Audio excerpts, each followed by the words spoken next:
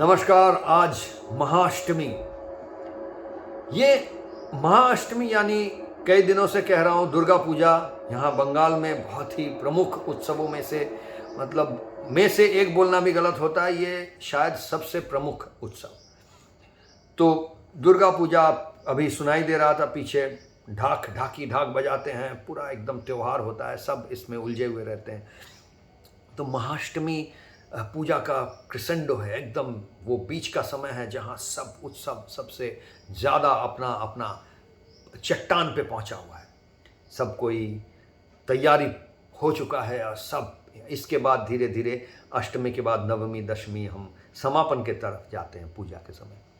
तो कर्मयोग for 21st century का फिट फॉर लाइफ, ये जो हमारा साधना पद्धति है, इसका पूजा के साथ क्या संबंध है, इन विषयों पे हम कुछ दिन से बातें कर रहे हैं क्योंकि पूजा का समय आ गया है। तो आज विशेष एक बात कहना चाहता था क्योंकि कल ही हमारी बात हुई थी अद्वैत को लेकर, और हम संवाद इस विषय पर किए थे कि ये जो देवी का जो मूर्त रूप है, जो रणंदेही रूप, यानी असुर को शूल से एकदम शक्ति के साथ शूल से विद्ध करके उसका प्राण हत्या कर रहे हैं, ये जो हत्या कर रहे हैं असुर का, इसमें जो रणंदेही जो उनका अशांत रूप है, इसको हम विश्लेषण किए थे धर्म में शांति के साथ। धर्म यानी शांति का प्रवाह। तो इस दुविधा जो है, इस दुविधा का विश्लेषण हम कल किए थे अद्वैत और द्वैत को समझकर। तो अद्वैत की बात आई थी, तो ये अद्वैत को और थोड़ा गहराई से समझने के लिए आज महाअष्टमी का जो पूजा की बात है, इसके बारे में बात करना ज़रूरी है। कल माताजी आई थी और माताजी आके ये कह रहे थे, क्योंकि हम लोग भी कर्मयोग के आश्रम के अंदर कर्मयोग का जो भी हमारा संस्था है और जो भी साधक है, सब कोई मिलकर दुर्गा माँ का मूर्ति हर साल लेके आते हैं बचपन से, क्योंकि बताया बचपन से ऐसा संस्कृति में पले हुए हैं। तो बड़ा मज़ा आता है जीवन में एक परिपूर्णता मिलती है जब ये त्यौहार का समय आता है और इसमें हम लोग उलझ सकते हैं। तो हम भी मूर्ति लेकर आते हैं और मूर्ति बिठाते हैं, पर इस मूर्ति को हर कोई, जैसे मेरा पूजा कुछ अपना ही तरह से होता है, और मैं हमेशा कहता हूँ जिसको भाई मूर्ति बिठा दिया गया है, सब आके पूजा करो। ऐसा नहीं कि कोई पंडित जी आके बोलेंगे इसी तरह से पूजा करना है और सब कोई उसी प्रथा में उसी तरह से पूजा करेंगे तभी पूजा परिपूर्ण होगा, अन्यथा पूजा सही नहीं होगा, ऐसा हम नहीं कहते हैं। तो हम सबको ये कहने की कोशिश करते हैं भाई पूजा करो। अच्छा, ये भी नहीं कहते हैं कि पंडित जी आएंगे तो वो बहुत गलत है, पंडित जी को घुसने नहीं दिया जाएगा, नहीं, सब अपना अपना पूजा करो, ये भी नहीं। अगर कोई चाहते हैं, अगर 5 लोग ऐसा चाहते हैं कि पंडित जी आएँ, पंडित जी अपना जो परंपरागत प्रथा है उस तरह से, पौराणिक प्रथा हो या जो भी प्रथा हो, उस प्रथा में अलग अलग वेदों का, अब एक मैं इस देखा हूँ पंडितों से बात कर जो पुरोहित पंडित लोग आकर पूजा करते हैं, कोई कहते हैं ये सामवेद के अनुसार है, कोई कहते हैं ये मैं जो कर रहा हूँ ये ऋग्वेद के अनुसार है। अब कोई क्या, अब गहराई में जाता हूँ तो देखता हूँ शायद वो इतना गहराई से पढ़े भी नहीं है और बोल नहीं सकते, कहीं सुनाई बात को बोल रहे हैं, कहीं ऐसे नहीं है। बहुत पुरोहित है जो बहुत पढ़े लिखे हैं, बहुत जानते हैं, एकदम सच में वो जैसे चतुर्वेदी कहा जाता था पहले, त्रिवेदी, चतुर्वेदी, द्विवेदी, ऐसे ही सब वेद को पढ़े हैं, यानी हर सब वेद को पढ़े सिर्फ नहीं, उसको गहराई से समझे हैं, अलग अलग वेद को। तो ये सब जो बातें हैं, अब वेद से क्या आ रहा है, पुराण से क्या आ रहा है, कहाँ से कौन से शास्त्र से आ रहा है, इतने सारे हमारी किताबें हैं कि ये कहना मुश्किल है, पर अलग अलग विधि है, अलग अलग तरह से चलता है। मोटी तौर पे कुछ विधियां हैं जिसको हर कोई मानते हैं। जैसे दुर्गा पूजा जब होती है तो किस तरह से होगी ये लोग मानते हैं, उस मान्यता को मानकर वो इसको किया भी जाता है। अब समय के साथ इसमें बहुत बदलाव आए हैं। आजकल तो ऐसा देखता हूँ कि दुर्गा पूजा का जो त्यौहार है वो कलकत्ते में, विशेषतः बंगाल में, कलकत्ते में, ये जितना ना धर्म का एक त्यौहार है, उससे ज़्यादा एक शिल्प का त्यौहार है।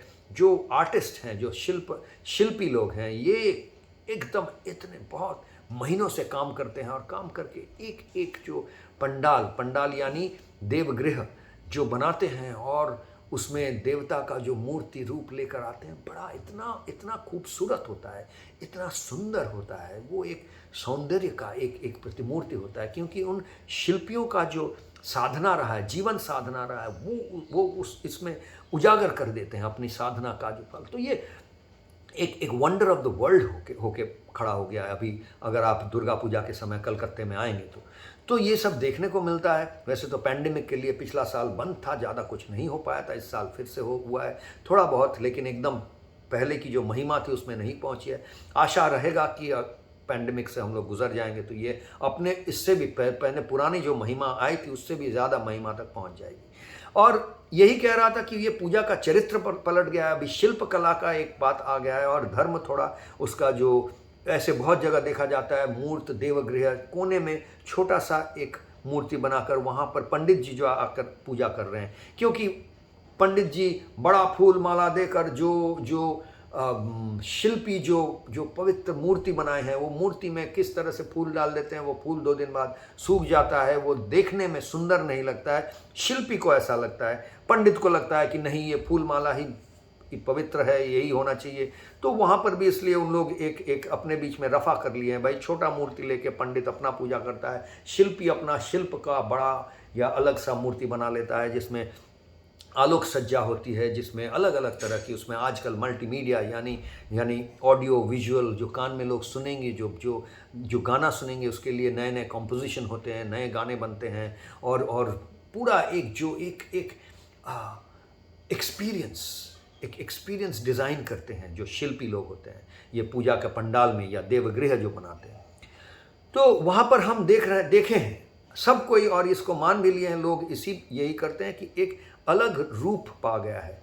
बहुत लोग इसको 2 नाम भी देते हैं कि थीम का पूजा कहते हैं, और ये जो नया जो रूप है इसको बोलते हैं थीमेर पूजो, यानी थीम का पूजा। और जो पुराने तरह से पहले जो होता था उसको बोलते हैं शाबे की पूजो। तो ये थीम पूजा और शाबे की पूजा का इसके बीच में कहीं लड़ाई से निकल कर एक समाधान ये भी यहाँ पर भी हम पहुँच गए हैं। यही हमारा धर्म का, यही हमारा देश का मज़ा रहा है कि हर चीज़ को मानने वाले किस तरह से हम ईश्वर तक पहुँचेंगे, वो निराकार ब्रह्म जिसको कहते हैं, जो एक ही है। तो वो ये यहाँ से हम वापस आ रहे हैं कल जहाँ पर थे कि अद्वैत के बारे में। तो ये समझना पड़ेगा कि अद्वैत किस डायमेंशन पे है और द्वैत या अलग अलग कौन डायमेंशन पे है।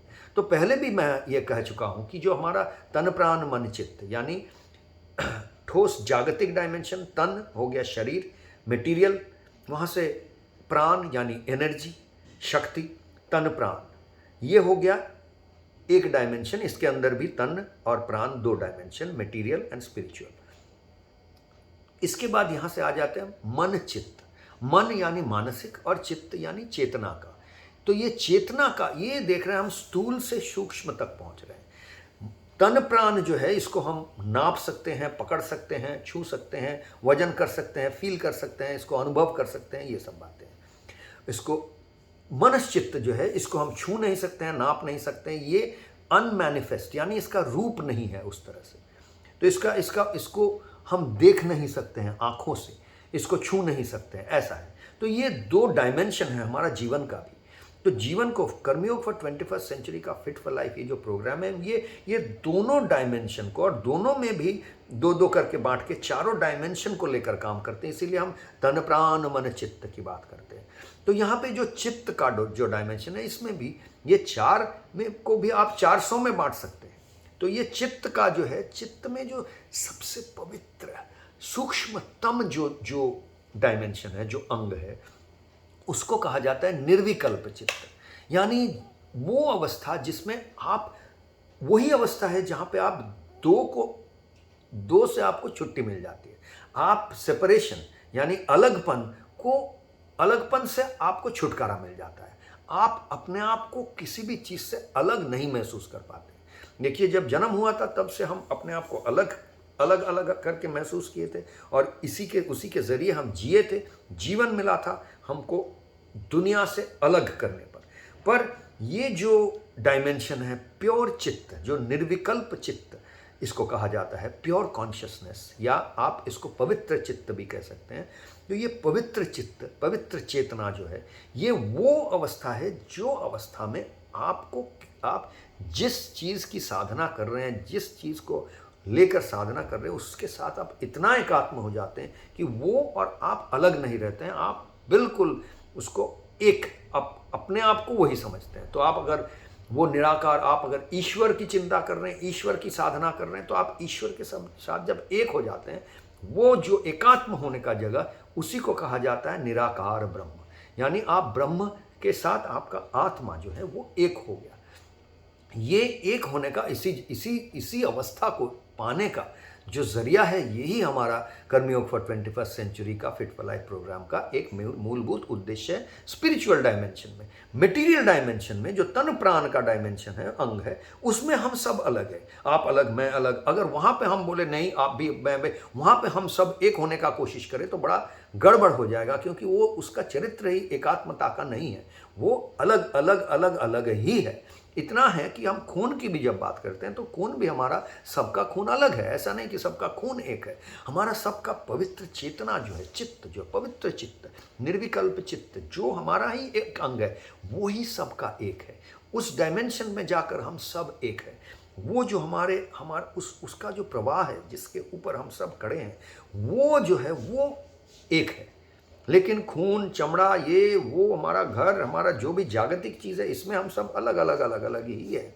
लेकिन ये अलगपन को दूर करते हैं हम इस चेतना से, पवित्र चेतना से। तो इसलिए हमारा कर्मयोग में यही एक मटेरियल और स्पिरिचुअल, यानी जो स्वविकल्प है और निर्विकल्प है, ये दोनों का इंटीग्रेशन, ये दोनों को कैसे साथ लेके चलना है। जो ये दो सच हैं, एक सत्य नहीं है। एक डायमेंशन का सत्य में ये सत्य यही है कि हम सब एक है। दूसरा डायमेंशन का सत्य यही है कि हम सब अलग है। और ये दोनों ही सत्य है, दो डायमेंशन का सत्य है। जैसे अगर एक घर में दो दीवार हो, एक दीवार का रंग हो लाल और एक तरफ का दीवार हो उसका रंग हो पीला, तो ये सत्य है कि एक दीवार पीला है, एक दीवार लाल है, यही सत्य है। ऐसे ही हमारे जीवन के भी जो दो पहलू हैं, वो एक है स्पिरिचुअल, एक है मटेरियल। मटेरियल में हम सब अलग अलग अलग अलग, स्पिरिचुअल में हम सब एक। तो पूजा जब हम करते हैं तो इसमें भी यही है। देखिए माता जी आई थी, वो उनको इच्छा था कि वो कह रहे थे कि पूजा इस तरह से पंडित बुलाकर नहीं कर रहे हो, पंडित नहीं आएंगे तो भाई मैं पूजा के लिए चंदा पैसा नहीं देने वाला हूँ। तो मैं बड़ा थोड़ा गुरूर से और थोड़ा ह्यूमिलिटी से बोला, कोई बात नहीं, चंदा की पैसे की ज़रूरत नहीं है, आप बस पूजा कीजिए अगर अच्छा मन होता है। तो हम कर्मयोग का जो आश्रम है, इसमें भी हम लोग कर्मयोग का जो ये कर्मयोग फॉर 21st सेंचुरी का फिट फॉर लाइफ का जो प्रोग्राम है, और ये हम जो साधक लोग हैं, तो हमारा यही विश्वास है। हम भी लाते हैं, हम भी मूर्ति लेकर आते हैं, मूर्ति बिठाते हैं, ऐसा नहीं मूर्ति नहीं बिठाते, हम निराकार ब्रह्म में विश्वासी हैं इसलिए मूर्ति नहीं बिठाते हैं, ऐसी बात नहीं है। मूर्ति बिठाते हैं, बिठा के बोलते हैं जिसको भाई पूजा करो, जिसको जैसे मन पूजा करो। मूर्ति के सामने अगर किसी को नमाज पढ़ना है, किसी को, वैसे नहीं पढ़ रहे हैं, इस्लाम में मूर्तियों पे विश्वास नहीं है, उस मूर्ति पूजा पर। तो लेकिन अगर किसी को, आपको अगर करना है, किसी एक इंसान को करना है बैठे, तो करे भाई, सब जिसको जैसे मन। मूर्ति आपको एक जैसे मंदिर हो, मस्जिद हो, चर्च हो, गुरुद्वारा हो, जो भी हो, जैसा एक एम्बियंस देता है, एक माहौल देता है। मूर्ति ले आते हैं सिर्फ माहौल बनाने के लिए। अब माहौल बन गया, उस माहौल में अब आपको बनना है, आपको पूजा करना है। ऐसा भी हम नहीं कहते कि नहीं हम पंडित का एंट्री नहीं है, पंडितों और पुरोहितों का एंट्री नहीं है, वो आके गड़बड़ करेंगे, वो नहीं। पुरोहित आए, अगर 5 लोगों को विश्वास है कि पुरोहित को बिठा के उनके साथ बैठ के वो रास्ता दिखाएंगे, उस मार्ग पे वो जैसे बोलेंगे, उस तरह से मंत्र पढ़ के, उस तरह से ईश्वर का दर्शन करके अगर उनको शांति होता है और वो निराकार ब्रह्म तक पहुँचते हैं, निराकार ब्रह्म को समझते हैं, तब उनका भी, हमारे हिसाब से उनका पूजा सार्थक है। तो पद्धति अलग अलग अलग अलग कर सकते हैं, और हमारा जो 3 घंटे का जो साधना रोज़ का रहता है, वो यही सब बातों को समझने के लिए रहता है कि भाई हम जैसे हर पद्धति को, हर अलग अलग पूजा पद्धति को अपना सके और हर पूजा पद्धति का उद्यापन कर सके, उसका त्यौहार मना सके। तो अष्टमी के दिन में यही कहना था। यद्यपि आज त्यौहार अपना एक बहुत रोचक जगह में पहुंचा है, पर ये समझना भी ज़रूरी है कि अच्छा वैसे ये भी सच है कि ये जो समय है, ये भारत में विशेषतः जैसे दुर्गा पूजा वगैरह त्यौहार का समय है, इसी तरह से जो इस्लाम को मानते हैं उनको, उनके लिए ये prophet Muhammad peace be upon him हमेशा कहा जाता है उनके नाम के साथ ही। तो prophet Muhammad peace be upon him, उनका भी ये जन्म का समय है, उन जन्म का महीना है, तिथि है, तो वो भी एक उद्यापन हो रहा है। और हम कर्मयोग फॉर 21st सेंचुरी के मानने वाले हर त्यौहार को मनाते हैं, हम उसमें भी जाते हैं, उनके साथ भी शामिल हो जाते हैं, दुर्गा पूजा में भी शामिल हो जाते हैं, लेकिन अपना जगह बंधा हुआ रहता है कि साधना का पथ जो है वो इधर उधर नहीं होना चाहिए, साधना होना चाहिए। तो इसलिए हमारा पूजा हमारे साधना से ही किया जाता है। आज इतना ही कहना था। नमस्कार।